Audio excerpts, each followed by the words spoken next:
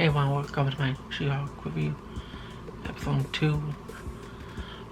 So a few things happened here in this episode. She lost her job, but then she got hired somewhere else at GLK, and a lot of people were looking at her, like all eyes were on her because she is going to be a lawyer for the Superhuman division, and so it's for superheroes. There's a lot of pressure on her, so I understand that. It's just that it feels like she should have made things a bit easier for her if she just understood that she has an advantage point there. She is unique and she will probably do things differently than the other lawyers could do in that firm. She actually, it's interesting that she doesn't read the contract.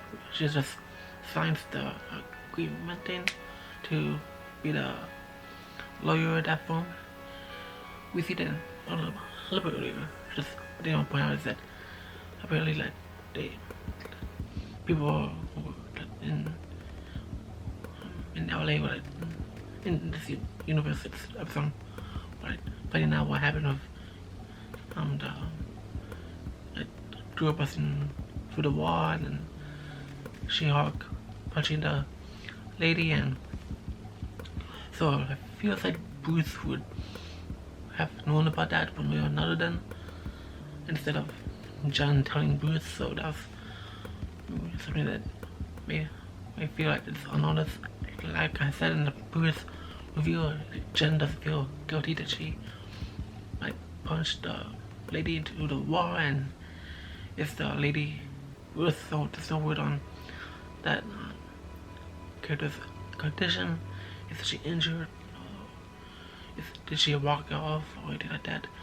And speaking of Jen being a lawyer in the courtroom, who would have to pay the damages for the wall being broken? Not the first one where the lady had broken, but the one who above the wall where the lady got hit. Like, who would pay for that if this was a real situation? That was something that crossed my mind there. We were introduced to Jen's parents and the families. Like, it seems flattable. The brother has a promotion at Best Buy. That's actually a pretty cool scene. Things wrong with them. The father character asked Jen to talk to her privately about asking her if she's alright, which is something that's really nice to see. Is in parental person caring for the main character in this way. So they were introduced to this guy, Paul Cresser, gift bastard, which feels a little not awkward. I won't use that word, but feels a little rushed. Where I said it, rushed, I feel like he was used to give basket by in a way that feels a little uneasy. Maybe it made Jen uncomfortable on her first day, so maybe that's why I said rushed. But I feel like uncomfortable is a better word to use, because it just feels so uneasy. Like, why would it just show up out of nowhere? It's like, I feel like that scene was all over the place. Just let me know what you think. It's pretty rushed. This episode does feel rushed. I just said I don't mind that. It's just that as long as they do it right, and the scene was a little here and there.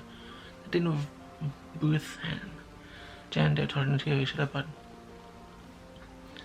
they're on the phone talking to each other about things going on with career and stuff like that. And Bruce is in the ship and probably will head to his car. And some people are wondering how does Bruce have cell service there. I thought about the time where in the Infinity War, Iron Man was talking to, he was on a spaceship after he was playing New York. He caught Pepper. So then it was maybe Tony had like phone booths just for then. Iron Man 2 he had his own advanced phones, maybe phones for the Avengers or advanced. And speaking of the Avengers, Jen was talking into her boss, I think, where she asked what would do the Avengers get paid or XYZ, all that stuff. And that reminds me of Falcon and Falcon. I'm going to social where it was financially struggling because he was blimped. I'm surprised they didn't mention the blimp for that. How did they do that? Necessary because of the Easter egg of Wolverine and the Eternals, so that was, at least it's definitely interesting, the Eternals there, but this is to be exciting to see what to do with Wolverine when he shows up in the MCU. The biggest thing that happened in this episode is that Jen had to talk to Pulaski. Sorry, I'm just doing that name. I haven't seen that Incredible Hulk film in years, so that basically is the dude. The Abomination guy, he's in human form, and he mentioned that he wrote a letter to Bruce and how they basically squashed the beef with each other, and which will make sense for Bruce to forgive him in this way. Bruce is much older and more he's more trauma with. It doesn't seem like he was ever bothered by the Abomination attacking on him. It seems that he's past it. Jen was unsure if she wanted to represent him because he wanted to kill Bruce back then, so